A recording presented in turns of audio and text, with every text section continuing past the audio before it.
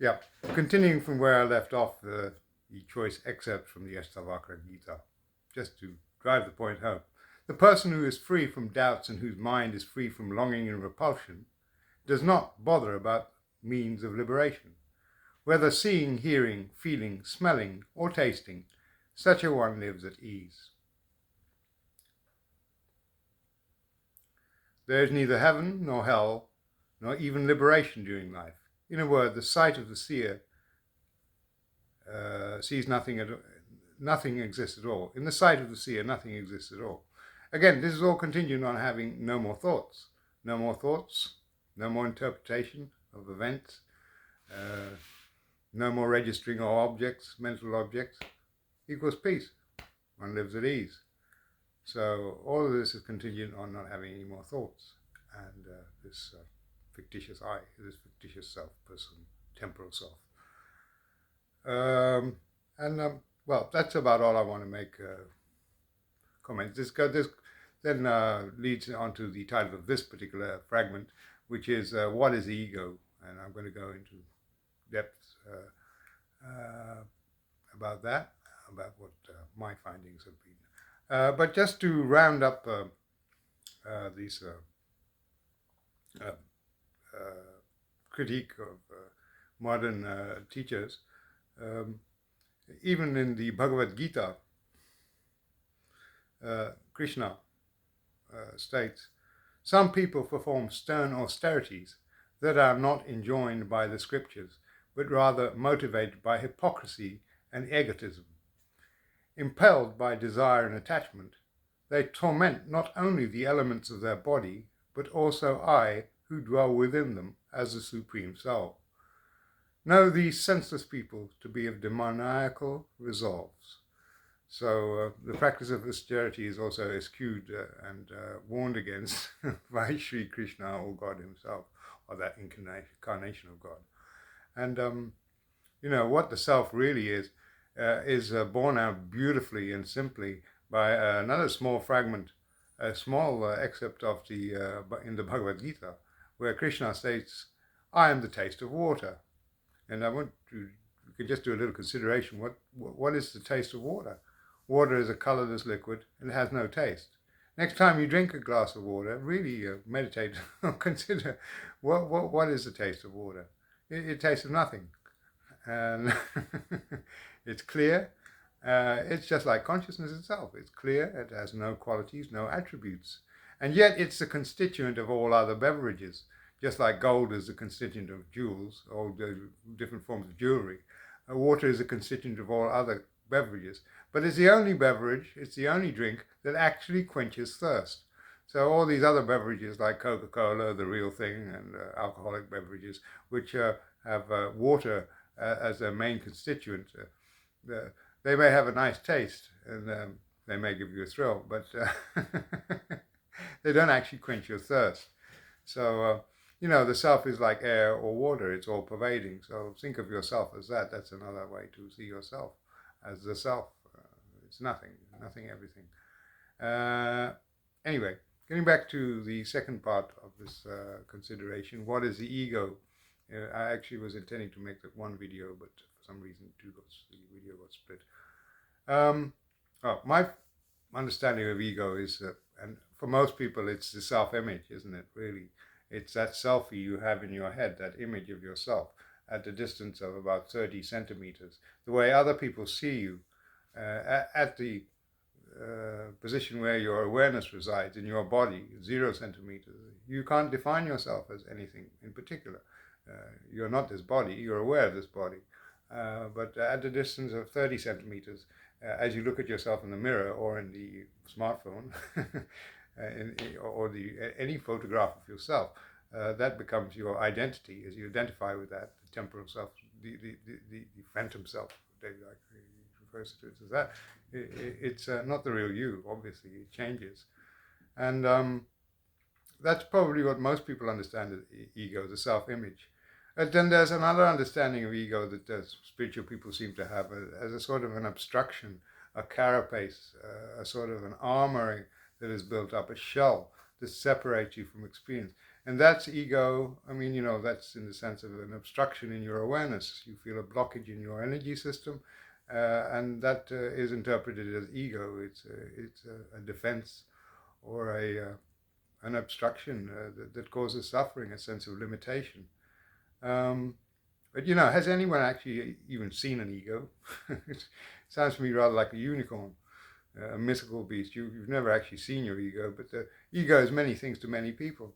And then there's a third point of view that one particular spiritual teacher has, which is the ego is an activity of self-contraction, as one of my teachers, Avatara Adidada Free John. And that seems more like in the last final stages of realization, you realize it is a sort of a contraction, an activity of the time-bound self, the temporal self that believes it was born and will die in the future and lives in linear time, and is continually noting, taking note and thinking about the past and projecting the future and making notes, taking notes of things that are happening, obsessed with the contents of consciousness and the contents of sensory inputs. So that's the three kind of definitions I could say of ego. But really, ego, what does it mean? It's the word ego is I in Latin, and in Greek, ego, I, me, I am. I think a lot too much is made of ego and the search for the ego and the desire for the elimination of the ego, which is basically a search, part of the egoic search itself, and a delusion that many spiritual-minded people get trapped in. Best is just to leave the ego alone. And really, one should really be contemplating, seeing things from a different angle. And that is, are you suffering? Yeah. Whether it's an ego or not an ego, or it's blaming the ego, it's not going to make your suffering go away. You have to examine what's happening to you in the moment. If you're suffering, you have to examine why you're suffering and find ways to eliminate that suffering. That doesn't mean getting rid of your ego or blaming yourself, your poor body, mind for all your problems. That's not the way. And I think these ways are outmoded and outdated, quite frankly. What is that? Going to continue on the subject of ego. I think I've pretty much covered that. So, the myth of the ego, the annihilation of the ego. The Buddha, in fact, in Buddhism, this is seen as an extreme viewpoint, the annihilationist viewpoint, the Buddha called it. The sadhus and ascetics who practice these kind of things to annihilate, this kind of approach of annihilating the ego, which Ramana Maharshi talks about a lot. Annihilate the ego, get rid of the ego. This was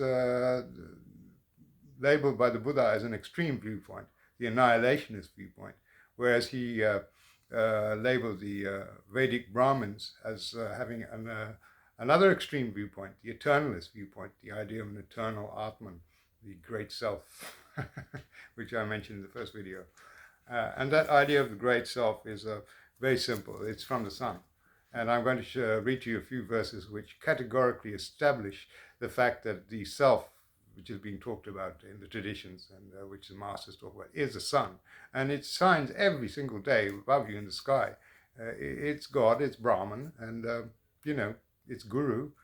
You can just as well establish a relationship with that entity, as many ancients have done, and get your information downloaded directly from the sun. And I think a lot of people are doing that in their own way. That way you don't have to be reliant on a physical teacher. The Guru, the Sun, God, is at the same time part of your inner self and the being in the sky. And it's a God you can actually see, so you don't have to believe in an invisible man. If you're, brought up in an Abrahamic or even Hindu background, none of these gods you can actually see. The sun you can actually see, albeit he's not riding a chariot with 7 horses.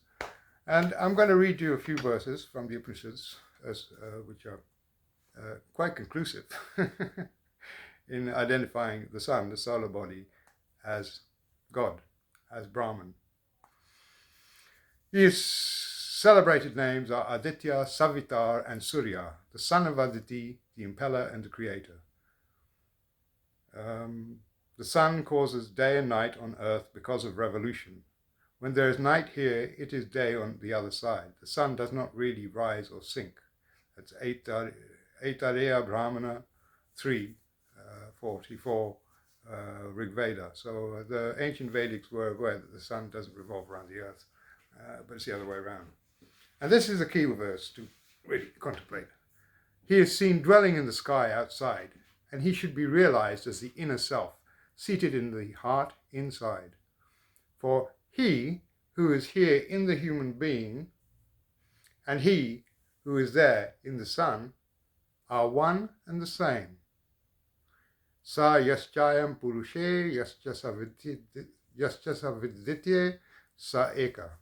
That's from the Taittireya Upanishad. Pardon my pronunciation. In the Chandogya Upanishad 1.51, that which is Udgita is also Pranava, Om. So also that which is Pranava is Udgita.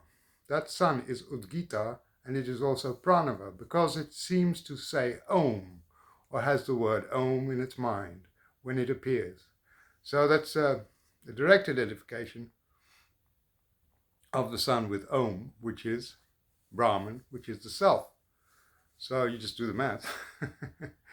And you have the Mahanarayana Upanishad, which I believe also states something of the line. Salutation to the resplendent sun god, who is the son of Parabrahman, who shines for the benefit of the gods, who is invoked as the beneficent leader of the gods, and who was born as the eldest among the gods.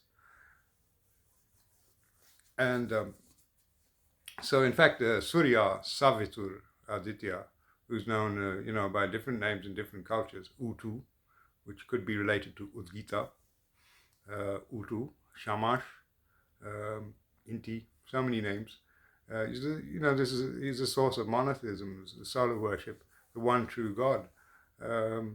He was the king of the gods, the leader of the gods in the Vedic age, and his position was supplanted by the Puranic gods, Brahma, Vishnu, and Shiva. He was co-equal with Brahma, and all the other gods were seen as emanations of him, or could be seen as emanations of him, Surya. And well, his worship has been abandoned this day and age, and he's only venerated through the recitation of the Gayatri mantra, Om Bhur Bhuva Swaha Tat Savitur Varenyam Bhargo Devasya Dhimahi Dhyo Yona Prachodayat. So that's one way to connect with Savitur. And it's a very powerful mantra and has many benefits. The sound of the sun has been recorded by scientists, and it is a low humming sound. And I've left a video in the video link in the description box, where you can actually hear this low trundling sound that the sun makes. So the ancient Vedic seers knew this, and maybe that's enough. That's the real guru, the eternal guru, and you don't need to pay him a pack of money to get enlightened. And that's the Brahma Sutras, which is quite conclusive. Brahma being God the Father, creator in the Abrahamic faith.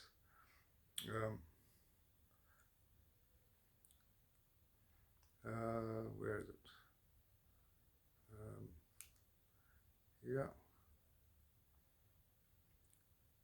The being within the sun and the eye is Brahman, because his attributes are taught therein. And Brahman is also identified with the life force, prana, in another verse. That's from that was from the Brahma Sutras, Sutras 20 to 21, topic 7. 120. Being in the sun, being within the sun and the eye is Brahman. And another verse states, prana is Brahman, that being so understood from a connected consideration of the passage referring to prana. That is 128. Prana is Brahman. That's the Brahma Sutras. So prana is the life force that you feel in your body, your life breath, and that's Brahman too. So they're contiguous. The life force in your body and the life force of the sun. So you're always connected to the sun. And I myself had very interesting experiences with the sun, connecting to that and recognizing these truths for myself through the practice of sun gazing, rising in the morning and with the rising sun, gazing directly into it for between 10 and 45 minutes. Or you could do the same thing with the evening sun. And actually, I did that in order to cure my winter blues, seasonal affective disorder. And I effectively cured myself of that and connected with the consciousness of the sun, which is a very interesting thing. And I was able to get downloads of information and teachings from the sun directly. So no guru, no outer guru needed. You have the sun there already. You could give that a try and make yourself happy. I think that's about all I will cover. Yeah. Yeah. So there we go. Well, the sun is the self. The sun is Brahman. The sun is God. We worship the sun on Sunday. So in all traditions, all faiths, not just Hinduism, in Buddhism, the Buddha is known as Aditya Bandhu, the brother of the sun, the kinsman of the sun. And temples to Surya are widespread in India. And seems to be a more democratic deity who allows other deities to shine without imposing himself upon them and demanding all the attention like a narcissist. So I hope this helps you, these insights. I don't hear any other gurus talk about this when these verses are hidden in plain sight within the Upanishads and are pretty much core, central to Upanishadic teachings of the Vedic seers. And yet not a single guru that I've come across, Indian guru, has mentioned this in any of their discourses. So that's something also to take note of. And I wish you well on your voyage of enlightenment. Although there is none. It's just your imagination.